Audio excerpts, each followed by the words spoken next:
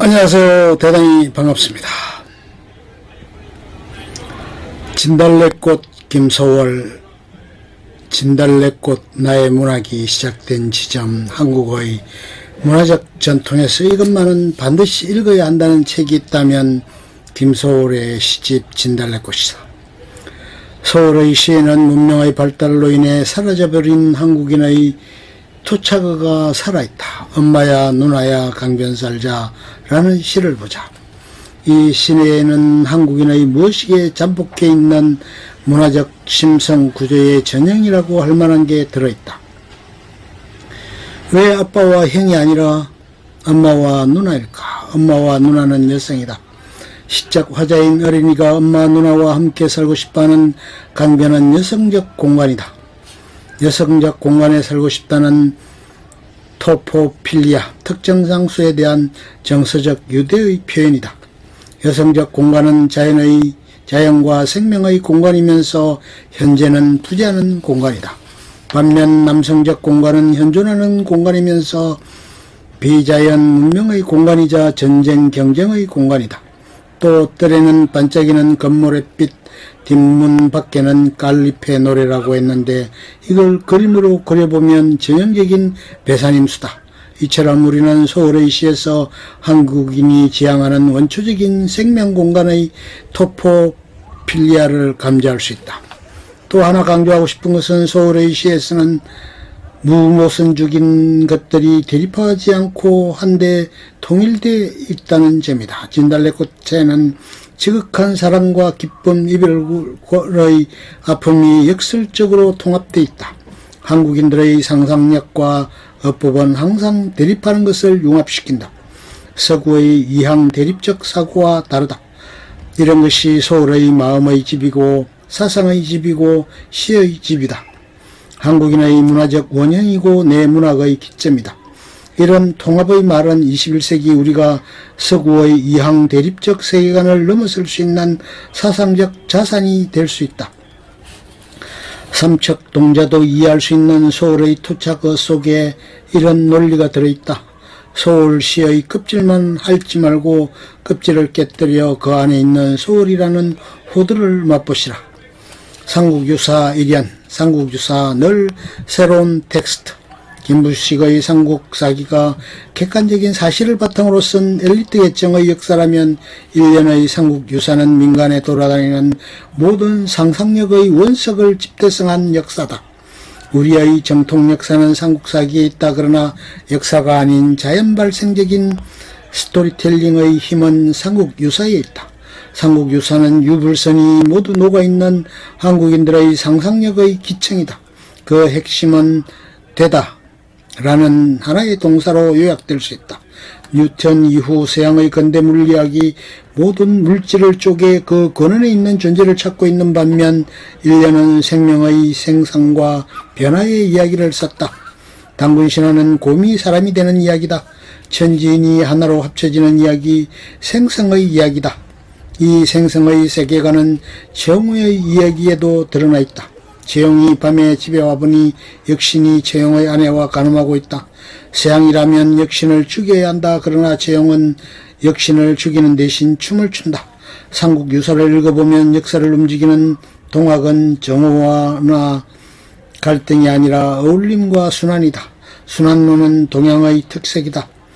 동양에서는 정치적인 혁명이 아니라 자연 자체의 거대한 순환이 바로 혁명이라고 본다. 그렇다고 해서 서양을 몰랐던 과거로 돌아가야 한다고 말하는 것은 아니다. 지금 우리의 생활 양식은 모두 썩어서 온 것이다. 내가 말하고 싶은 것은 삼국유사의 세계관을 기준점으로 삼아 우리가 얼마나 변화해 왔고 어느 지점에 와 있는지를 비판적으로 측정해보자는 것이다. 삼국유사는 단순히 과거의 기록이 아니라 우리의 창조적 상상력을 보여주는 책이다. 삼국유사는 만들어진 역사가 아니라 창조적 상상력을 통해 만들어가는 역사에 대해 말하고 있다. 삼국유사는 결론을 제시하는 것이 아니라 새로운 문제를 제기하기.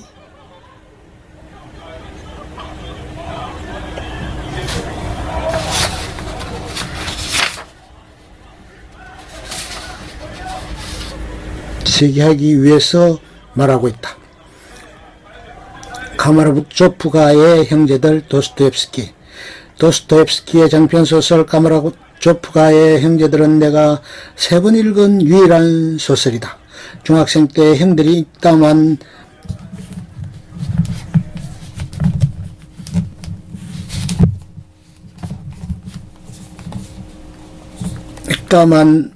일본어판을 처음으로 읽었다.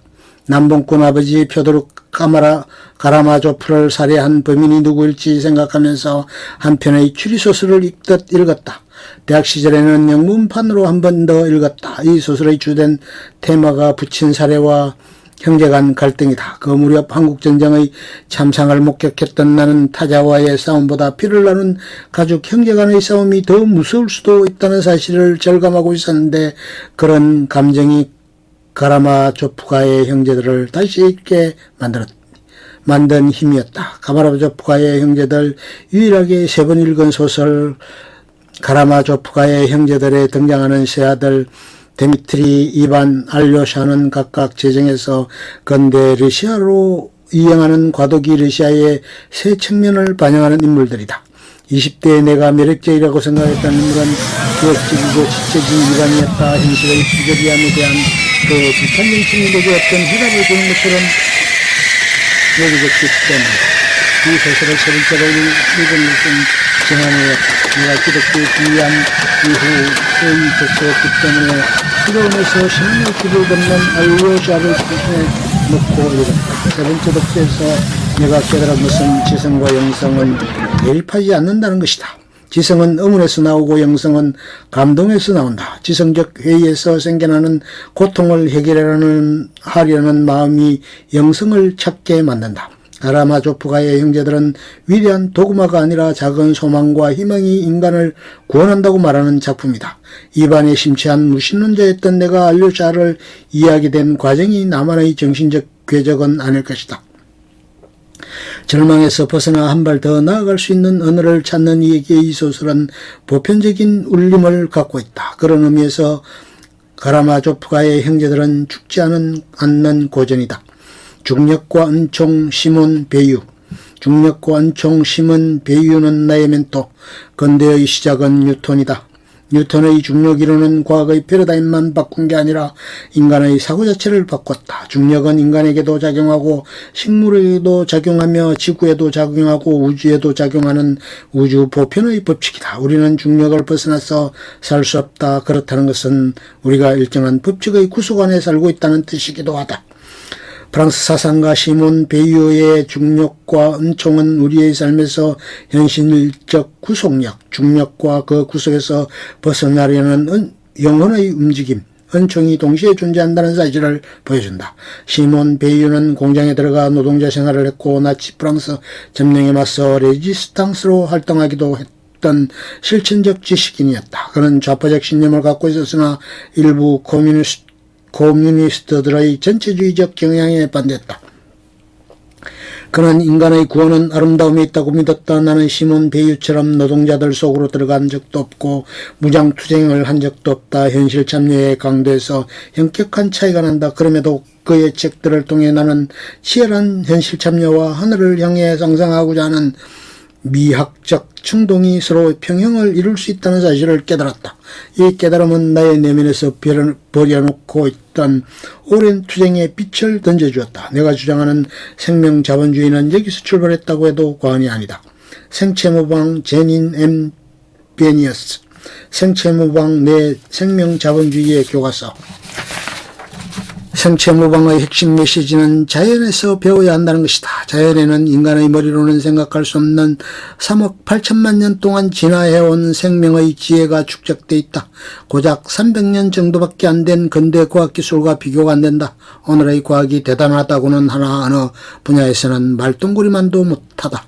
이 책에 대한 나의 관심은 과학기술이 인간과 자연을 위협하지만 인간은 과학을 떠나서도 살 수 없다는 인식에서 나왔다. 인간에게는 독수리의 날개도 사자의 어금니도 없다. 과학이 있기 때문에 지금과 같은 생활 수준을 누릴 수 있는 것이다. 문명에 동조할 수도 없고 자연의 숲에서 살 수도 없는 우리에게 기술이란 무엇인가? 이런 고민 끝에 발견한 것이 생체 모방이다. 화석 연료를 태울 때 발생하는 이산화탄소는 온실 효과를 일으킨다. 사바나 지역처럼 밤낮의 온도차가 심한 지역에서 24시간 냉난방을 한다면 환경에 파괴적인 영향을 초래할 것이다. 그러나 이 지역의 흰개미들은 엄청난 큰 집을 지은 다음 무수한 구멍을 뚫어 공기를 순환시킴으로써 실내 온도를 적정 상태로 유지하는 기술을 갖고 있다. 이처럼 자연을 배우면 생명과 환경을 위협하는 과학기술을 자연 친화적 생체 모방 기술로 혁신할 수 있다. 생체 모방은 지속 가능한 발전을 위한 기술이자 인간과 자연의 공생을 도모하는 기술이다. 생체 모방은 눈앞의 문제보다도 우리가 앞으로 어떻게 살아가야 하는가, 어떻게 해야 자연 상태에 가까운 사회를 만들 수 있을 것인가에 대해 고민한다. 지금까지 과학을 지배해온 것은 물리학이었다. 그러나 이제는 생물학이 지배하는 시대다. 생명윤리에 대한 자각이 필요하다. 원자 폭탄이 아니라 사랑의 폭탄, 생명의 폭탄을 만드는 혁명을 해야 한다. 이 책은 생명 자본주의를 주창하는 내게는 교과서 같은 책이다. 나는 지금까지 단 한 번도 배유에 대한 글을 쓴 적이 없고 발설한 적도 없다. 배유에 대해 말하면 코뮤니스트로 오해받을지도 모른다는 노파심에 쓰였다. 배유는 결코 코뮤니스트가 아니거다. 마르크스가 신의자 운동가의 뜻 배유도 마르크스주의자인 동시에 휴머니스트였다. 불꽃 같은 삶을 살다 34세 죽은 그는 내게 멘토와도 같은 존재다.